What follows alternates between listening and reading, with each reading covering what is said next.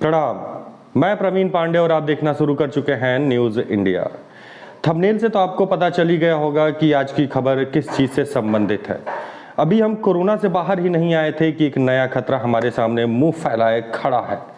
अब हमें बहुत धैर्य और साहस के साथ में इसका सामना करना है ताकि ये कोरोना की तरह विकराल रूप न ले सके, क्योंकि दोनों का ही इलाज हमारे पास उपलब्ध नहीं है।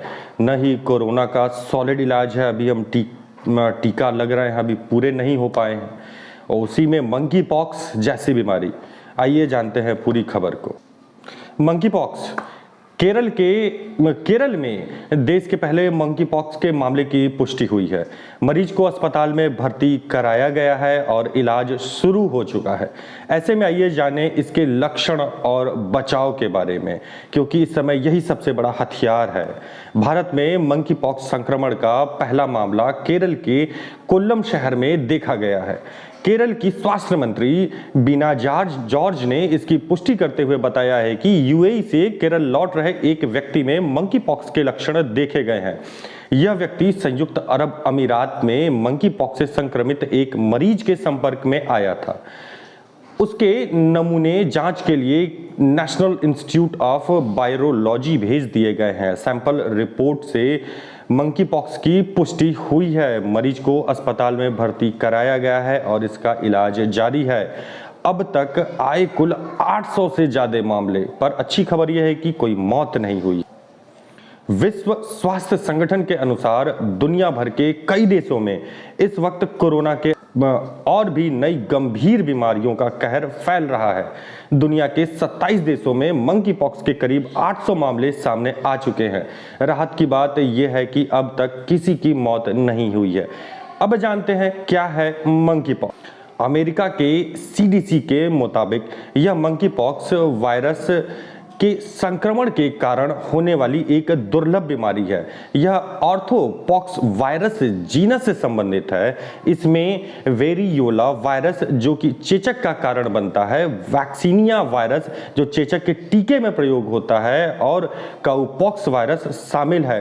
अभी तक यह साफ नहीं हो पाया है कि मंकी वायरस कहां से फैलना शुरू हुआ है। अफ्रीकी कृंतकों और बंदरों पर संचरण और संक्रमण का संदेह बना हुआ है। मंकी पॉक्स के लक्षण भी जान लीजिए, अफवाहें मत फैलाइए। मंकी पॉक्स में चेचक जैसे ही लक्षण दिखाई देते हैं, लेकिन काफी कम गंभीर बीमारी है। यह बीमारी बुखार के साथ शुरू होती है, जिसके बाद सिर दर्द, मांसपेशियों में दर्द, पीठ में दर्द, लसिका ग्रंथियों में सूजन, ठंड लगना और थकावट शामिल है।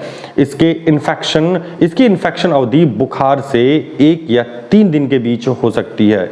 रोगी को चकत्ते विकसित होंगे जो चेहरे से शुरू होकर शरीर के अन्य भागों में फैल जाते हैं। चकत्ते बड़े पिंपल्स जैसे होते हैं और धीरे धीरे बड़े होते हैं, फिर लास्ट में झड़ जाते हैं। यह रोग 2 से 4 सप्ताह तक बना रह सकता है। जानते हैं कैसे फैलता है मंकी पॉक्स। मंकी पॉक्स एक जेनेटिक बीमारी है, यानी यह वायरस जानवरों से मनुष्यों में फैलने की क्षमता रखती है। यह शरीर में त्वचा के घाव, सांस के द्वारा, आंख, नाक या मुंह के माध्यम से प्रवेश करता है। पशु से मानव में रोग का संचरण काटने, खरोंचने और घाव के संपर्क में आने से हो सकता है। रोग का मानव से मानव संचरण सीमित है, लेकिन श्वसन बूंदों और घाव के संपर्क के माध्यम से ये हो सकता है। क्या मंकी पॉक्स से बचाव संभव है? यह अब तक का सबसे बड़ा सवाल है। अन्य वायरस और बीमारियों की तरह अगर सावधानी बरती जाए तो आप मंकी पॉक्स से बच सकते हैं। जानवरों के संपर्क में आने से बचें जो वायरस फैला सकते हैं। बीमार जानवरों के प्रत्यक्ष और अप्रत्यक्ष संपर्क से भी बचें। संक्रमित मरीजों को आइसोलेशन में रखें। हाथों की सफाई का ज्यादा ध्यान रखें। मंकी पॉक्स का इलाज क्या है, इसे भी जान लीजिए। सबसे बड़ा प्रश्न, मंकी पॉक्स का इलाज क्या है? इस वक्त मंकी पॉक्स का इलाज उपलब्ध नहीं है। हालांकि चेचक के टीके, एंटीवायरल और VIG का उपयोग प्रकोप को रोकने के लिए किया जा सकता है, पर अगर बात की जाए इसके वैक्सीन की तो नहीं है अभी। इसके अलावा चेतावनी आप लोगों के लिए ये है कि हमारे द्वारा दिया गया सुझाव सामान्य सूचना के उद्देश्य से है। इसे पेशेवर चिकित्सा सलाह के रूप में न लिया जाए।